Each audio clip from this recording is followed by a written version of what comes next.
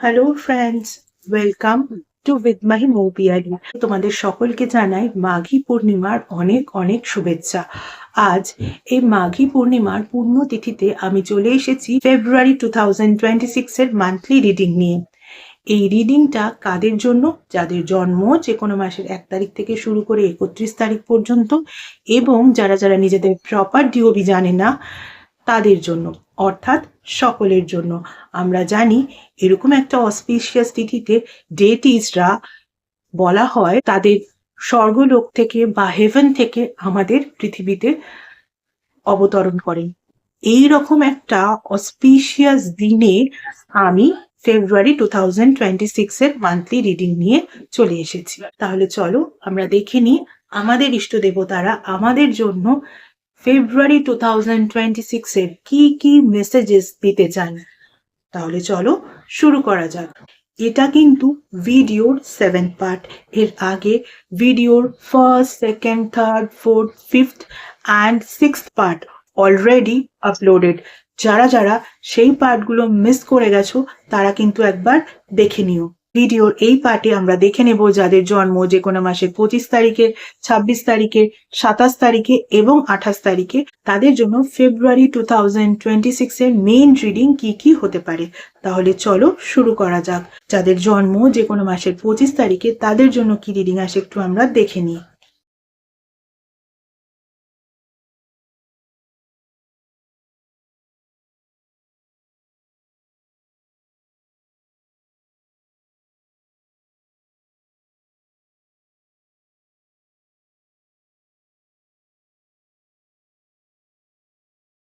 যাদের জন্ম যে কোনো মাসের 25 তারিখে তাদের জন্য যে নাম্বারগুলো ইম্পর্টেন্ট হতে পারে, নাম্বার 38 আর নাম্বার 17।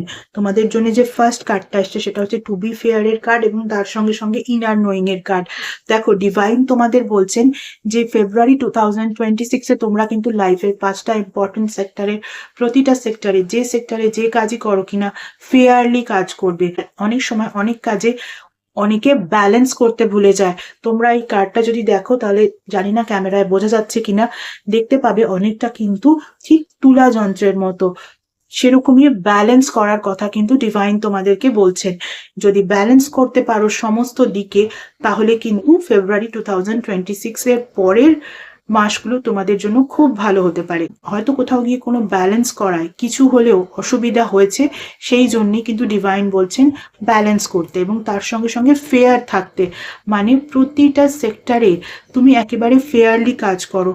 কোনো জায়গায় কিন্তু কারোকে কম কারোকে বেশি বা কোনোটা বেশি কোনোটা কম এরকম ভেবো না। সম বন্টনের একটা ব্যাপার, বা ফেয়ারলি থাকার চেষ্টা করো, সৎভাবে সমস্ত কিছু করার চেষ্টা করো। এবার যদি বলো কোন সেক্টর, তাহলে বলবো লাইফের 5টা ইম্পর্টেন্ট সেক্টর এবং যে কোনো সাবসেক্টর, মানে ওভারঅল। এবারে যদি কোনো ক্ষেত্রে কোনো রকম কোনো সমস্যা হয়ে থাকে, নিশ্চয়ই হয়েছে, তা না হলে ডিভাইন তো এমন মেসেজ দিতেন না। সেটা জানার জন্য কিন্তু ডিভাইন তোমাদের ইনার নোয়িং এর কথাও বলছেন। মানে নিজের ভেতরকে জানো। কিভাবে নিজের ভেতরকে জানবে? নিজের সঙ্গে নিজে কথা বলো। তার জন্য একটু নিজের সঙ্গে মি টাইম কাটাও। সেই সময়টা শুধু তোমার। সেই সময় তুমি ফোন ছেড়ে দাও। তোমার পরিচিত লোকজনের সঙ্গে কথা বলা একটু বন্ধ করো। নিজের সঙ্গে নিজে কথা বলো। তোমার সঙ্গে তুমি কথা বলে বোঝো যে তোমার কোন জায়গায় তুমি ফেয়ারলি কাজ করতে পারোনি, সেই জায়গাটাকে খুঁজে বের করার চেষ্টা করো। সেটা কিন্তু তখনই পসিবল যখন তুমি নিজে নিজের সঙ্গে কথা বলবে। আর নিজে নিজের সঙ্গে কথা বলতে গেলে কিন্তু অবশ্যই মি টাইম দরকার। আর এই মি টাইম কিন্তু কখনোই গ্যাদারিং এ হয় না। ইনফ্যাক্ট একাও যদি থাকো, হাতে ফোন থাকে, তাহলেও কিন্তু হয় না। সেই সময় কিন্তু ফোনটাকে সুইচ অফ করে কোথাও একটা রেখে দিতে হবে, বা তুমি যে ঘরে বসে এই মি টাইমে ভাবার চেষ্টা করবে যে কি বিষয়ে তুমি ফেয়ারলি কাজ করতে পারোনি, তখন কিন্তু ফোনটাকে তুমি অন্য কোথাও রেখে দাও। এভাবে কিন্তু আগে বোঝার চেষ্টা করো, তারপর কিন্তু সমস্ত দিকে ফেয়ারলি কাজ করো। ওকে, চলো এবারে যাদের জন্ম যে কোনো মাসের 26 তারিখে তাদের জন্য কি রিডিং আসে একটু আমরা দেখে নিই।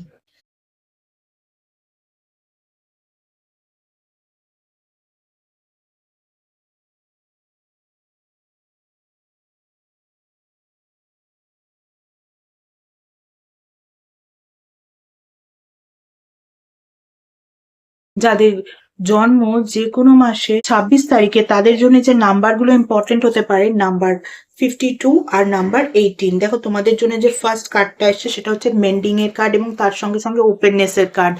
অর্থাৎ ডিভাইন কিন্তু তোমাদের বলছেন সকলের সঙ্গে মেশার জন্য, সকলের সঙ্গে কিন্তু মিশতে হবে, নিজেকে কিন্তু ওপেন করতে জানতে হবে। নিজেকে এত ইন্ট্রোভার্ট করে, নিজেকে এতটা প্রিজার্ভ করে, নিজেকে এতটা রিজার্ভ করে অ্যাকচুয়ালি কি খুব লাভ হয়? হয়তো এমন হলো যে তোমার কোনো ইম্পর্টেন্ট কোনো কাজ কারোকে দিয়ে হতো, কিন্তু তুমি সেই জায়গায় নিজেকে একেবারে রিজার্ভ করে রেখেছো, সেটা করে কিন্তু কোনো লাভ নেই। তাই জন্য ডিভাইন কিন্তু বলছেন যাদের জন্ম যে কোনো মাসের 26 তারিখে, ফেব্রুয়ারি 2026-এ তোমরা কিন্তু নিজেদেরকে ওপেন করার চেষ্টা করো, সকলের সঙ্গে মেশার চেষ্টা করো। এবারে এই ওপেন করা অর্থাৎ নিজেকে একেবারে খুলি কিতাব করে দিতে হবে তা আমি বলছি না, কিন্তু যতটা দরকার ততটা তো তোমাকে লোকজনের সঙ্গে মিশতেই হবে।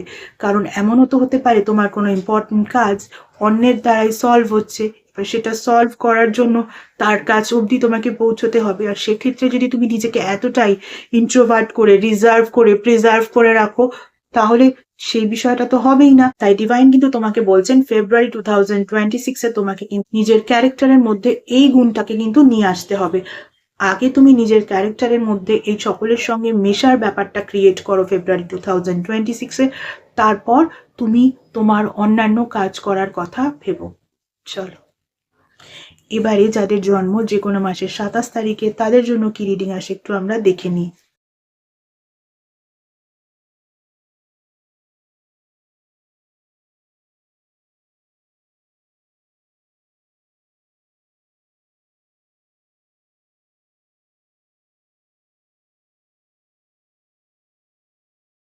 যাদের জন্ম যে কোনো মাসের 27 তারিখে তাদের জন্য যে নাম্বারগুলো ইম্পর্টেন্ট হতে পারে নাম্বার 46 আর নাম্বার 29। দেখো তোমাদের জন্য যে ফার্স্ট কার্ডটা এসছে সেটা হচ্ছে রিজেনারেশনের কার্ড এবং তার সঙ্গে সঙ্গে পজিটিভ আউটলুকের কার্ড। নিজেদের মধ্যে না পজিটিভ আউটলুকটা ধরে রাখো। দেখো তোমরা হয়তো ভেবেছো কোনো একটা বিষয় শেষ হয়ে গেছে, সেটা লাইফের 5টা ইম্পর্টেন্ট সেক্টরের যে কোনো সেক্টরে হতে পারে, হেলথ সেক্টরে হতে পারে, ওয়েলথ সেক্টরে হতে পারে, ক্যারিয়ার হতে পারে, এডুকেশন হতে পারে, রিলেশনশিপের ক্ষেত্রে হতে পারে, বাট ডিভাইন কিন্তু বলছেন সেটা শেষ হয়ে যায়নি। দেখো এরকম লাভা এবং তার সঙ্গে বরফ সেরকম জায়গা থেকে একটা সবুজ কচি পাতা সমেত গাছ বেরোচ্ছে, একটা মৃত গাছ তার পাশে দাঁড়িয়ে আছে, কিন্তু সবুজ কচি পাতা তো সেই গাছের ঠিক পাশ থেকেই বেরোচ্ছে, বা সেই গাছের রুট থেকেই আরেকটা নতুন সবুজ স্টেম দিয়ে সবুজ কচি পাতা বেরোচ্ছে। অর্থাৎ তোমার কিন্তু যে বিষয়টাকে তোমার মনে হয়েছিল যে সেটা শেষ হয়ে গেছে, সেটা শেষ হয়ে যায়নি, সেটাকে রিজেনারেট করার চেষ্টা করো। ফেব্রুয়ারি 2026-এ কিন্তু এটাই তোমার মেন কাজ। এবার কোন বিষয়ে তুমি এটা ভেবেছিলে যে সেটা শেষ হয়ে গেছে সেটা তো তুমিই জানো, সেই বিষয়ে কিন্তু রিজেনারেট করার চেষ্টা করো।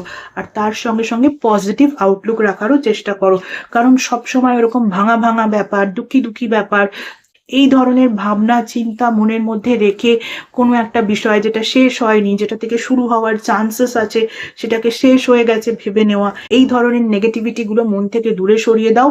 পজিটিভ আউটলুকের সঙ্গে যে বিষয়টাকে তুমি ভেবেছিলে শেষ হয়ে গেছে কিন্তু শেষ হয়নি, সেটা খুঁজে বের করো এই ফেব্রুয়ারি 2026-এ এবং সেটাকে রিজেনারেট করো। চলো এবারে যাদের জন্ম যে কোনো মাসের 28 তারিখে তাদের জন্য কি রিডিং আসে একটু আমরা দেখে নিই।